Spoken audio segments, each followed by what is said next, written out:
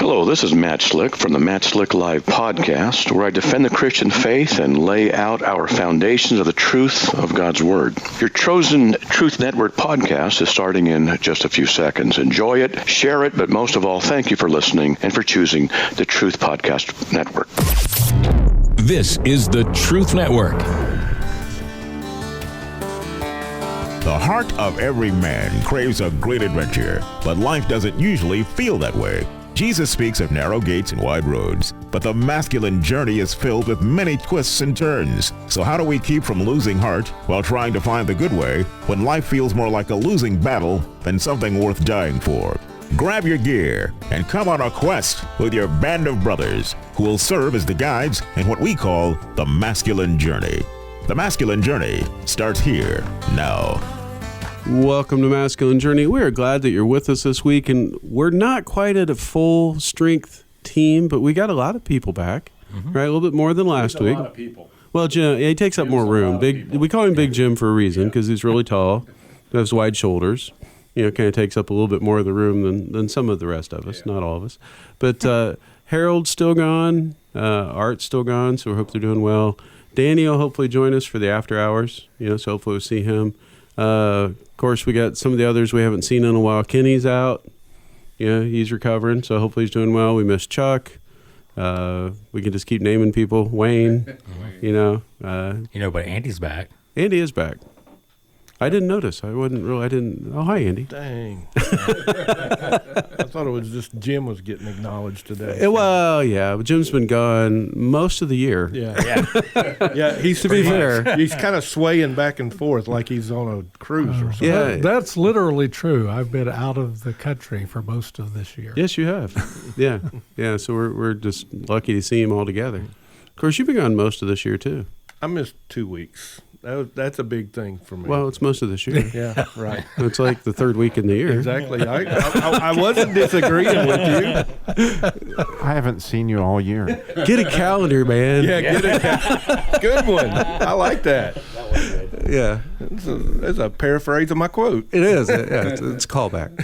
Yeah. So, David, you actually have the topic for this week. I know I sound surprised, and I am a little bit, but yeah, congratulations. You have the topic. He has more time on his hands to do these things. Well, he doesn't have an excuse that he doesn't have time on his hands. Well, to be fair, I was waiting for a topic to come in, and it was Monday, and nobody had submitted a topic yet, so I was like, oh, yeah, that was. Well, let's see what happens. Well, it's kind of by default, yeah.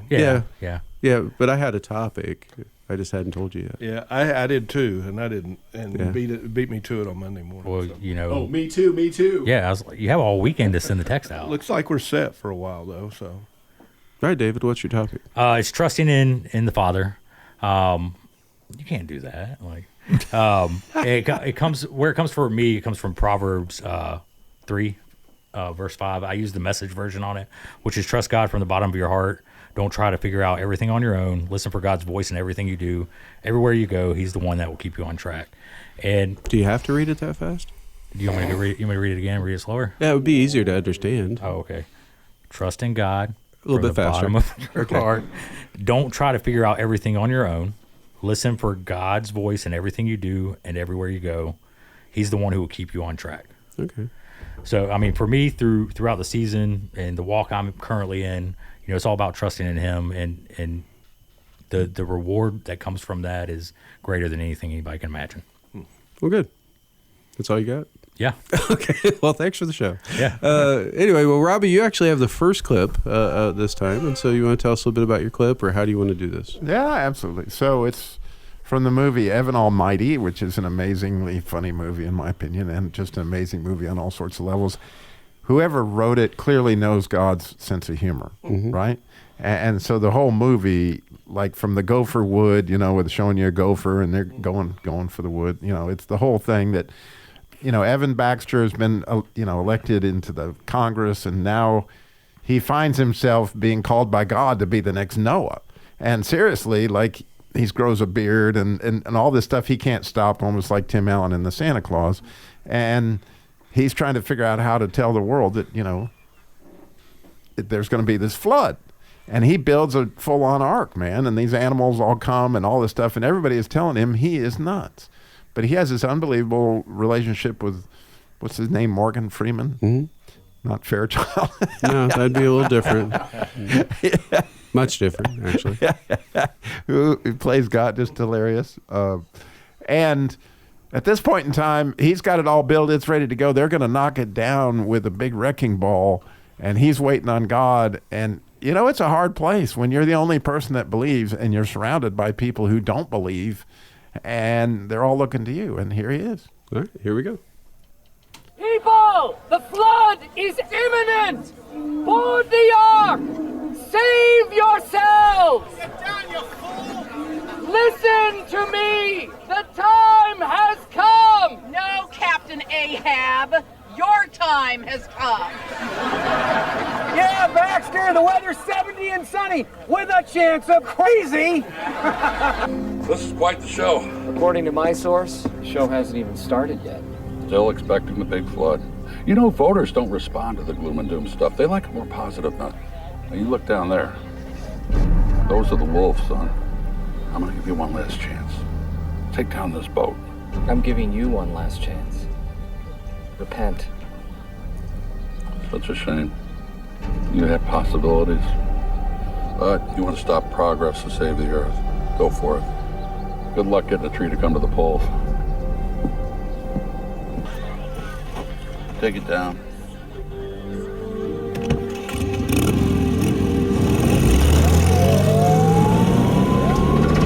This is a court order approving the demolition of this boat. Evacuate immediately. You have 3 minutes. Honey, we have to go. They're gonna destroy the boat. No. It can't end this way. Is it too much to ask for a little precipitation? Get on the ark! Everyone on the ark now! I think we should get on the ark. I agree. I think we should get on the ark also. I'm cold, I'm wet, I'm going home.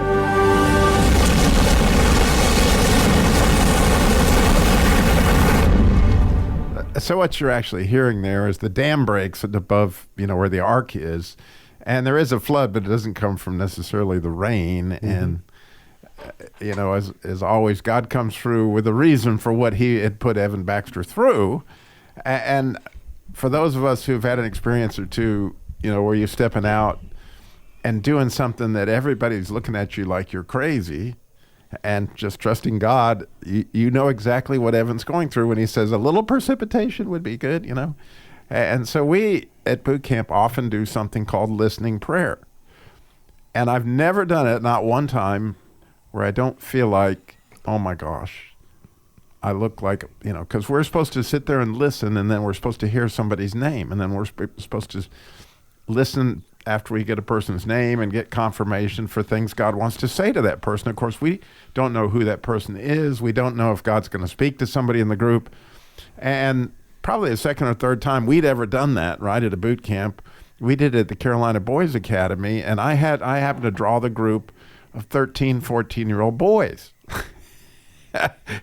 And, of course, we're trying to explain this exercise to these boys. And so we're all sit down, and the idea is everybody's just got to be quiet. Well, you take a group of 6 or 7 13-year-old boys, and you tell them all to be quiet and listen for God. And within about 2 or 3 minutes, they started to snicker. And then they're trying to hold it in to be respectful, and then they, you know, and you'd watch them, and this went on for the better part of like 10, 15 minutes. And I'm praying the whole time, like, God, please, what am I supposed to do here, you know? And he just was like, hold, just wait, hold, you know. I said nothing. And they tried their best to hold it in, and all of a sudden one of the boys said, I'm hearing Max, or there was some name that they were hearing, and then somebody called Max's middle name, and only Max knew what his middle name was, and then he was like, "Oh, well, that's me because that's my middle name, right?"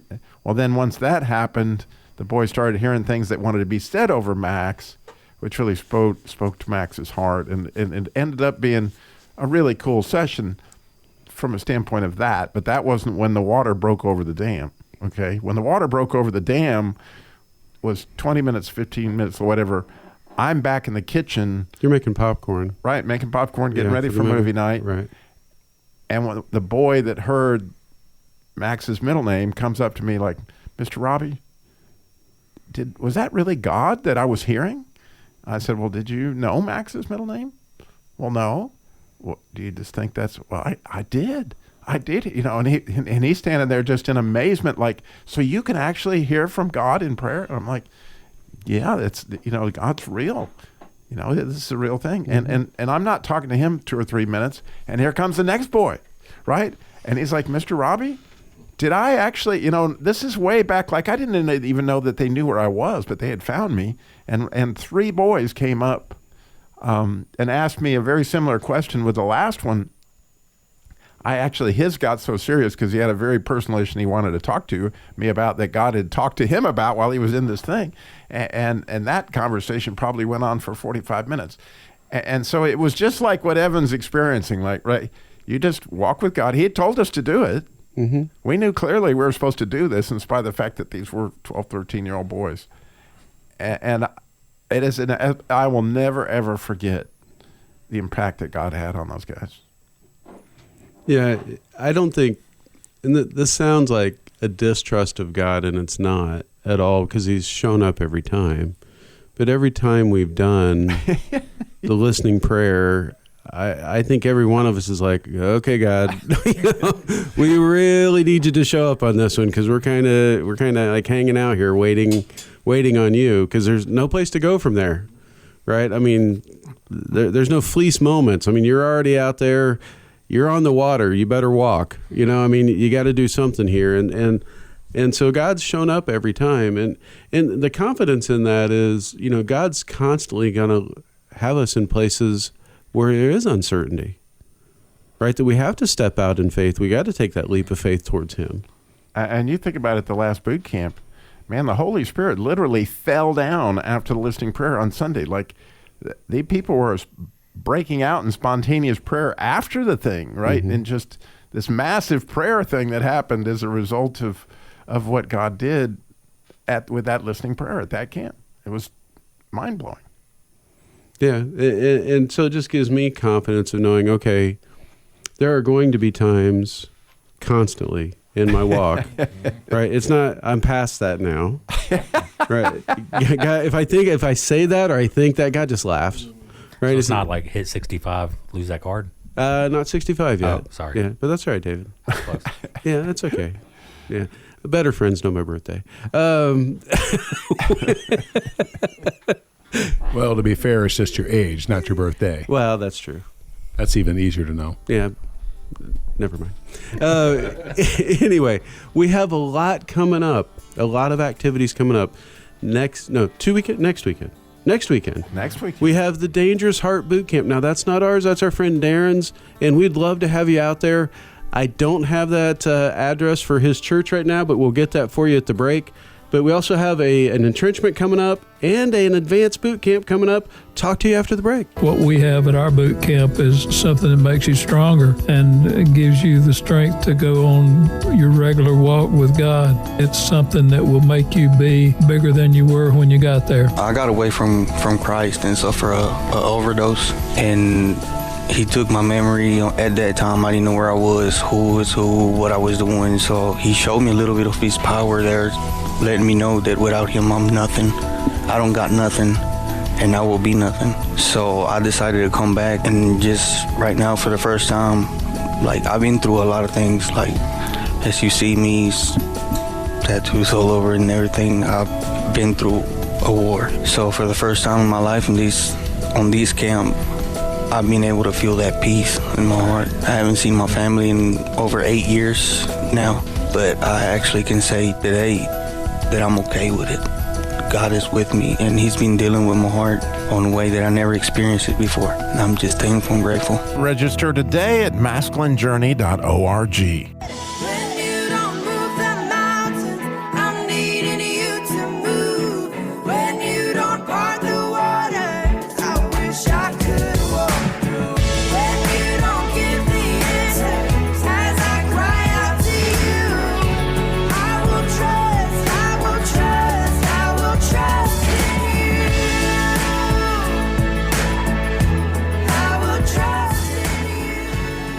Welcome back to Masculine Journey Radio. David, that was your bump. Well, we didn't sing it. I mean, it sounded like you, but it wasn't you. Oh, no, definitely wasn't singing. That's by Lauren Daigle, and it's Trust in You.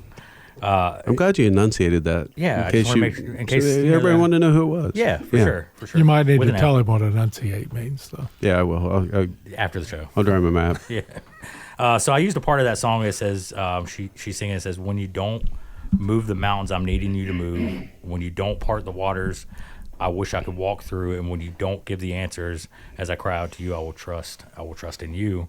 And I use that for a reason. It's really easy to say, I'm trusting when everything in life is going the way you think it should be going. It really, when the trust really comes, where you're really trusting in the Father, is when you're at that spot that maybe your prayers are getting answered in a different way that you thought they should, or things aren't necessarily going the way you thought they should go, but they're the way He wants it to go. Because as you get through that road of trusting and going through all those little hiccups and little bumps through the road, the reward from that outcome is awesome. Yeah, things most often don't work out the way we think that they're going to. Or the way in our flesh want it to, yeah. Right. And only in hindsight down the road, when we look back, God, that's where your hand was. Mm-hmm. And not always do we see that. That's part of where faith comes in. It's like, okay, I don't understand what just happened, but I trust that you're in the midst of it. And that's what she was singing about. Yep. Right, when the waters don't part, when whatever the other one was, don't move the mountain. Don't move the mountains, yeah. Yeah, sorry, I couldn't remember. It was like 30 seconds ago, but yeah. Well, you started talking, I quit listening. That's what I figured. That's usually what happens. So, yeah, hopefully the listeners don't do that. But anyway, David, we're back to you. You have the next clip. So this is from one of the Indiana Jones movies. That's what they're called. There's several of them. Yeah. Is that what they're called? Yeah, there. It's Last Crusade. Was the Last Crusade, okay. Yeah. So he's coming up on a challenge, and he's trying to figure out the path to take and what needs to happen to be able to move on to the end of it. And during this time, his dad had been shot, and there's a part that comes up, and he's saying, "Hurry, Indy!" And so he's pushing through this and trying to follow through it's not really a riddle, but it kind of is. And then he takes a step out. So we'll listen to the clip. Yeah, what you don't see, because we're obviously not seeing the clip, is he's standing over this great ravine. Or precipice, as Jim would say. Yeah. Right, but it's a great ravine there, and there appears to be no way across. Yep. And it's too far to jump, but he has to get across to try to save his dad, because he has to try to get the, what was earlier? The thing you drink out of. The Holy Grail. Yeah. The Holy Chalice. I kept thinking chalice, but it's not the Holy Chalice, right? It's the Holy Grail. Right, and so he's trying to get to the Holy Grail, and so when we pick it up, he's looking across the ravine. Yep. Okay, here we go.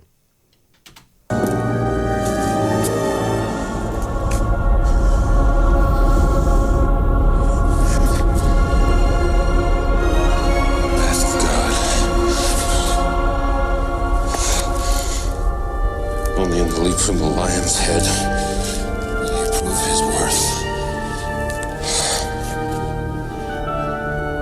It's impossible. Nobody can jump this. Indy! Indy, you must hurry! Come quickly!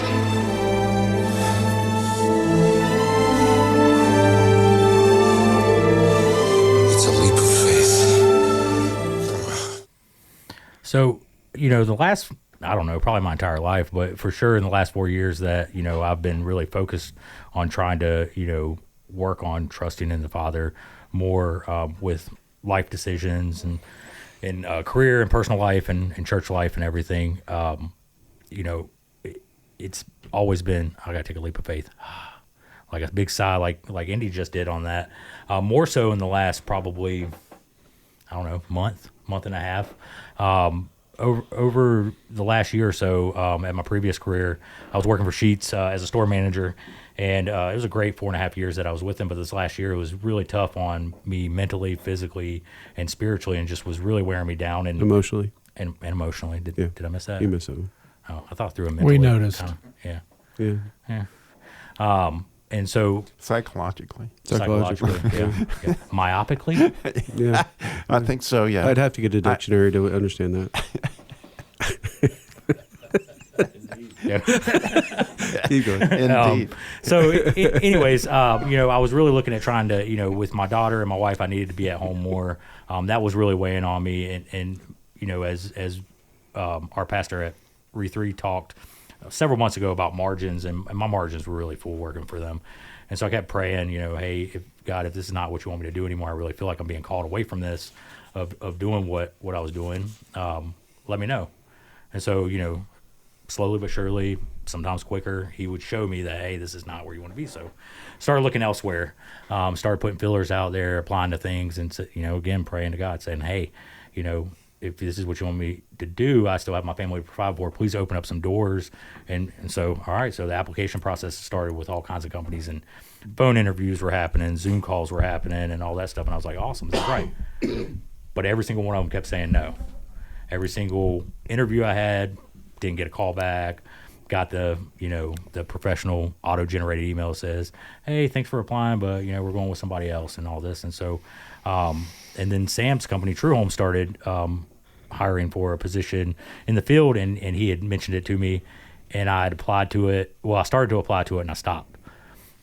And I was like, I don't think this is the way I should go. And so I didn't finish my application with that. And then fast forward, I don't know, probably 6 months later, I think, Sam, says again, hey, we're hiring for this position. Are you interested? And I was like, sure. And so this time I put the application through, prayed about it, felt really good about it, interviewed for it, 95% sure that this is the direction God wants me to go, 95% sure I'm about to get a job offer. And I get a phone call and says, hey, our paths are going to cross again, and you're going to work for us, but just right now is not the right time. We're going to put this on pause. And I was like, oh, man. I was like, okay. So kept doing what she's kept praying about it, really praying intensely. And then I, probably foolishness, it was a leap of faith, sent my boss an email and just said, hey, I'm not coming back in, as of January 1st. Like, this is not what I want to do anymore. I've asked for help. I want out. Nothing's changing, so I'm going to make the change. So I sent that out. And so you took a leap of faith without having another job. That's exactly what I just said. Yeah, I know. Yeah. I was just clarifying. Okay. Yeah, because the listeners, probably need a little clarification on that. So took that leap of faith, and I think it was 2, maybe 3 weeks prior to my end date. True Homes calls me back and puts me in for a final interview. I'm hired that day, left Sheets, and now have a quality of life that to be home with the family. My margins aren't as full. Stress-free. My phone's not, stress-free. I work with Sam on a daily basis, so there's a little bit of stress or maybe uncomfortable. But the biggest thing is the leap of faith for that was I've been in the service industry, restaurant, hotels, hospitality industry for the better part of 21 years. And then I just took a leap of faith to go into an industry, doing something, building new home construction for True Homes that I've never done construction at all. In fact, I think the first time I ever went and did anything for our church to help Sam and then build a ramp at a house, I pulled a hammer. He asked me if I had a hammer. I was like, yeah, I got a hammer. I pulled out a ball peen hammer. And he's like, what are you going to do with that? So I absolutely, he's like, you can go fix some pipes. Yeah. So I had no idea. And so it was a big leap of faith. And I'm already starting to see the reward a little bit. You got Danny's plunger. Yeah. We do. Yeah. So we've got a couple minutes left. Thank you, David. I want to talk a little bit more about the upcoming activities we have so that we don't run out of time. We do have Dangerous Heart Boot Camp, which is coming up next weekend at Carolina Bible Camp, which is where we normally have our camps. Darren's having that there, and it's going to be a slightly shortened boot camp. It's not a full one. It's Thursday night, all day Friday, and then part of the day Saturday. And so, if, being back at church on Sundays is really vital to you, this would be a great boot camp for you to go to.